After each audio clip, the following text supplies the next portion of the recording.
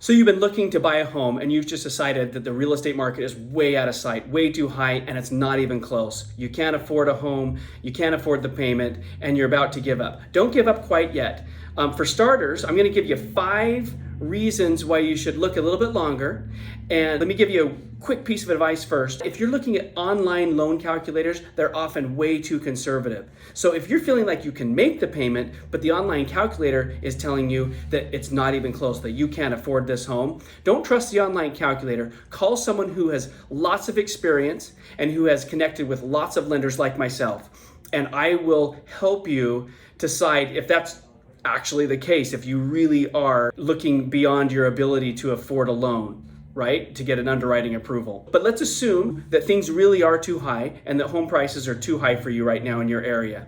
So 5 ways to potentially overcome that problem. First, adjustable rate mortgages. Adjustable rate mortgages start a little bit lower and then they gradually go up. They're all different. There's so many different varieties of them. But they're coming back, they're getting a little bit better. That's something to look at, is an adjustable rate mortgage to try to get that payment down a little bit. Secondly, you might consider looking at a home that has an accessory dwelling, or like a basement that you could finish, or the basement that's finished that you could rent out. This can help. I know lots of people who are renting out basements or accessory dwellings that's getting their mortgage payment way down because of that extra cash they get from renting. Third thing, like the accessory dwelling, a multi-unit property, a duplex, for example. The duplex, if you do an FHA loan, 3.5% down payment, which is a pretty low down payment for a multi-unit home, you can actually rent out the other side and count that as income, and that can lower your monthly payment dramatically by getting that duplex.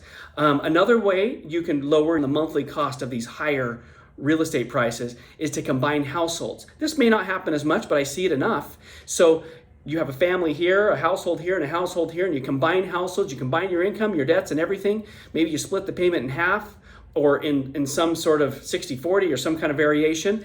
And now between the 2 households, you can buy a home, and now you can have some home ownership. A little more details to work out that way because you got 2 separate households, but people do it. It's a way to look at to afford a home when you couldn't have otherwise afforded it. The last one is start smaller.